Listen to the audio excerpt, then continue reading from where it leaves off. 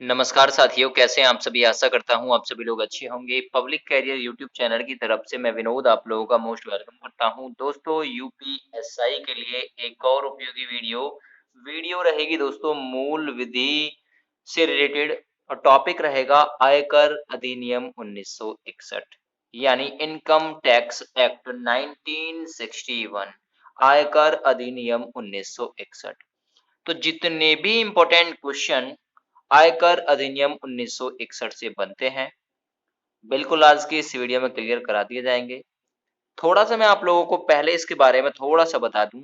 इस अधिनियम का संक्षिप्त नाम आयकर अधिनियम 1961 है। इसका संक्षिप्त नाम है आयकर अधिनियम 1961 का संक्षिप्त नाम, छोटा नाम क्या है? आयकर अधिनियम 1961 है। ये छोटा नाम है इसका, ठीक है। आयकर अधिनियम 1961 1 अप्रैल 1961 को प्रवृत्त हुआ। तो ये भी पूछ सकता है कि कब ये प्रवृत्त हुआ, तो याद रखिएगा 1 अप्रैल 1961 को प्रवृत्त हुआ। आयकर अधिनियम 1961 का विस्तार संपूर्ण भारत पर विद्यमान है, याद रखिएगा।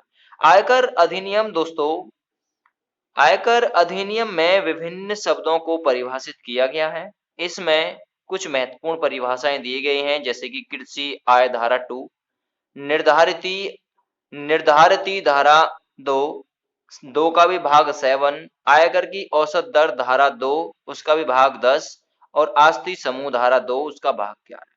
ठीक है, चलिए। बही या लेखा बही धारा 2 उसका भी 12 भाग के ये दिया हुआ है। कारोबार आय, तो ये सभी दोस्तों इसमें रिलेट करके दिए गए हैं। चलिए, मेरा काम है यहां से दोस्तों आप लोगों को कुल मिलाकर इंपॉर्टेंट क्वेश्चन कवर कराना। तो थोड़ा सा और जान लीजिए, आयकर अधिनियम 1961 1 अप्रैल 1962 से लागू है। तो पहला सवाल हमारा यही है कि आयकर अधिनियम 1961 कब से लागू है?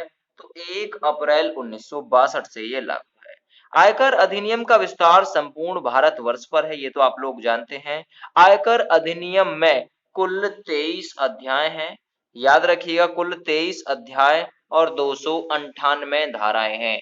ये पूछा जा सकता है आप लोगों से कि आयकर अधिनियम में कुल कितने अध्याय हैं? 23 यानी 23, और धाराएं कितनी हैं? 298, तथा अनुसूचियां कितनी हैं? तो 14 अनुसूची इसमें शामिल हैं आयकर अधिनियम में। निर्धारण वर्ष वह अवधि है, आप लोगों से पूछे निर्धारण वर्ष क्या है, तो निर्धारण वर्ष जो होता है ये वह अवधि होती है जो प्रत्येक वर्ष 1 अप्रैल को प्रारंभ होती है, वही निर्धारण वर्ष अवधि कहलाती है, याद रखिएगा। अगला पॉइंट आप लोगों को याद रखना है, आयकर अधिनियम के अंतर्गत किसी व्यक्ति की संतान में सौतेली और दत्तक संतान भी शामिल होती है, याद रखिएगा, ये भी इंपॉर्टेंट है। ठीक है, आयकर अधिनियम की धारा 3 में पूर्व वर्ष को परिभाषित किया गया है। निर्धारण वर्ष से ठीक पहले का वित्तीय वर्ष पूर्व का वर्ष होता है, आप याद रखिएगा। आय को आयकर अधिनियम 1961 की धारा 2 भाग 24 में परिभाषित किया गया है, याद रखिएगा, इंपॉर्टेंट है, पूछा जा सकता है। चलिए, अब जो भी इंपॉर्टेंट क्वेश्चन यहां से बनते हैं उनको हम थोड़ा सा एक नजर में कवर कर लेते हैं। लगभग 23 के समथिंग में क्वेश्चन है। तो पहला क्वेश्चन मैंने कवर करा दिया है, आयकर अधिनियम 1961 कब लागू हुआ? 1 अप्रैल 1962 को। चलिए, तो सेकंड क्वेश्चन है, आयकर अधिनियम का विस्तार है तो किस पर है? जम्मू कश्मीर के सिवा संपूर्ण भारत पर, केवल पंजाब पर, संघ शासित राज्यों पर, या फिर पूरे भारत पर? तो याद रखिएगा, आयकर अधिनियम का विस्तार पूरे भारत पर है। इसकी पीडीएफ चाहिए ना, तो पीडीएफ भी आप लोगों को फ्री ऑफ कॉस्ट दी गई है, डाउनलोड कर लीजिए। आयकर अधिनियम 1961 में कुल कितनी अनुसूचियां हैं? तो जस्ट सेकंड, मैंने आप लोगों को बताया था कि भाई आयकर अधिनियम 1961 में कुल मिलाकर 14 अनुसूचियां हैं, तो विकल्प इसके लिए बी सही है। अगला सवाल, आयकर अधिनियम के अंतर्गत निर्धारण वर्ष वह अवधि है जो प्रत्येक वर्ष प्रारंभ होता है। तो निर्धारण वर्ष वह अवधि होता है जो प्रत्येक वर्ष 1 अप्रैल को प्रारंभ होता है। तो आयकर अधिनियम के अंतर्गत निर्धारण वर्ष वह टाइम है, वह अवधि है, वह टाइम पीरियड है जो 1 अप्रैल को प्रारंभ होता है। चलिए अगले सवाल की तरफ चलते हैं। आयकर अधिनियम 1961 के अंतर्गत किसी व्यक्ति की या फिर किसी व्यक्ति के संतान में शामिल है। तो किसी व्यक्ति के संतान में कौन-कौन शामिल है? सौतेली संतान भी और दत्तक संतान भी, यानी ए व बी दोनों शामिल हैं इसमें। अगला, आयकर अधिनियम की धारा या फिर आयकर अधिनियम की किस धारा में गृह संपत्ति से प्राप्त आय पर आयकर प्रभावी होता है? तो भाई आयकर अधिनियम की किस धारा में गृह संपत्ति से प्राप्त आय पर आयकर प्रभावी होता है? तो कौन सी धारा है? धारा 15, धारा 22, धारा 25 या फिर धारा 30? तो सवाल नंबर 6 और इसके लिए सही आंसर है वो है धारा 22। ठीक है, चलिए अगला सवाल। किसी व्यक्ति की आय के अंतर्गत किसी आय को शामिल किया गया है। ठीक है, किसी व्यक्ति की आय के अंतर्गत किसकी आय को शामिल भी किया गया है? पति, पत्नी, अवयस्क संतान या फिर ये सभी? तो 7 नंबर के लिए डी ऑप्शन सही है, यानी ये सभी, इनकी आय को भी शामिल किया गया है किसी व्यक्ति की आय के अंतर्गत। अगला सवाल, आयकर अधिनियम के अंतर्गत तलाशी और अधिग्रहण की शक्ति किस धारा में दी गई है? तलाशी की शक्ति और अधिग्रहण की शक्ति ये किस धारा में है? धारा 130, धारा 120, धारा 135 या फिर धारा 140? 8 नंबर सवाल, तो धारा 120 में तलाशी और अधिग्रहण की शक्ति दी गई है। अगला सवाल, आयकर अधिनियम 1961 की किस धारा में आय को परिभाषित किया गया है? तो किस धारा में आय को परिभाषित किया गया है? सवाल नंबर 9। धारा 2 का भाग 24, धारा 2 का भाग 8, धारा 2 का भाग 24, ये दो जगह आ गया, या फिर धारा 2 का भाग 4? ठीक है, तो जिसने ये वाला विकल्प चुना है, यानी कि 9 नंबर के लिए ए व सी दोनों ही इसके लिए बिल्कुल एक सही ऑप्शन है, तो यही बिल्कुल सही है। तो आयकर अधिनियम 1961 की किस धारा में आय को परिभाषित किया गया है? धारा 2 भाग 24 में। अगला, आयकर अधिनियम 1961 के अंतर्गत किए गए अपराधों का संज्ञान कौन करता है? कौन करता है? द्वितीय श्रेणी न्यायिक मजिस्ट्रेट, प्रथम श्रेणी न्यायिक मजिस्ट्रेट, महानगर मजिस्ट्रेट या फिर ए व सी दोनों, सॉरी बी व सी दोनों? सवाल नंबर 10। तो इसके लिए सही आंसर है बी व सी दोनों। कहने का मतलब प्रथम श्रेणी का न्यायिक मजिस्ट्रेट और महानगर मजिस्ट्रेट ये आयकर अधिनियम 1961 के अंतर्गत किए गए अपराधों का संज्ञान करते हैं। अगले सवाल की तरफ चलते हैं। अगला सवाल है सवाल नंबर 11। निम्नलिखित में से किसका उल्लेख आयकर अधिनियम 1961 की धारा 2 के भाग फर्स्ट में नहीं किया गया? कृषि दर, कृषि ऋण, कृषि सेवा या फिर उपयुक्त सभी? तो इसके लिए सही आंसर है उपयुक्त सभी, यानी किसी का भी जिक्र नहीं किया गया।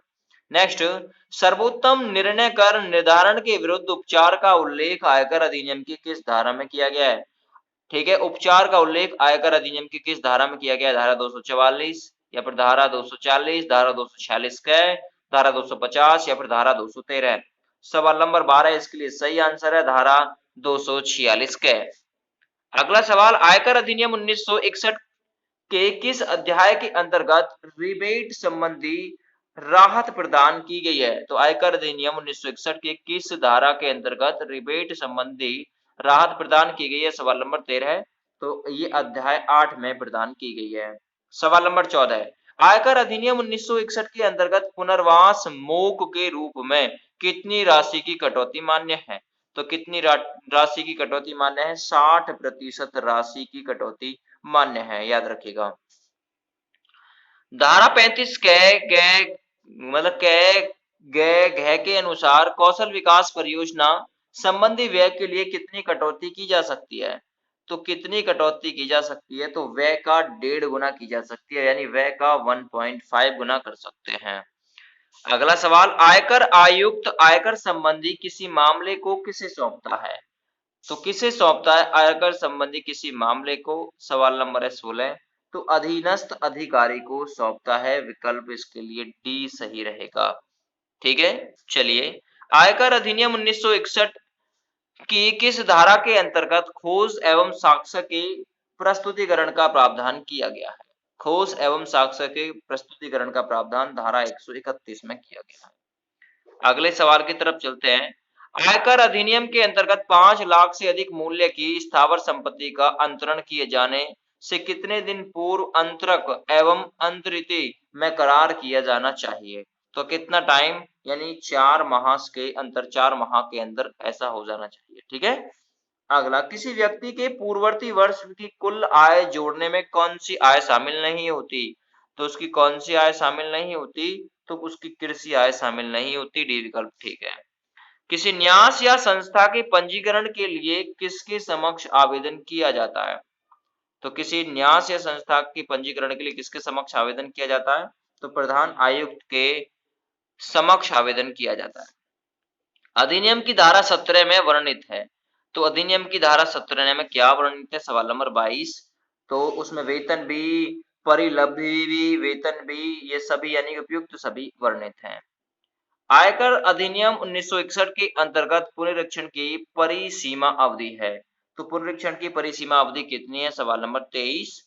सवाल नंबर 23 के लिए विकल्प सही है, 2 वर्ष है। ठीक है, तो आयकर अधिनियम 1961 के अंतर्गत पुनरीक्षण की परिसीमा अवधि 2 वर्ष है। उत्तरमाला भी नीचे दे रखी है, आप यहां से भी इसका काम देख सकते हैं, कर सकते हैं। ठीक है, चलिए दोस्तों, तो ये इंपॉर्टेंट थी आपके लिए video. Thank you, bye bye.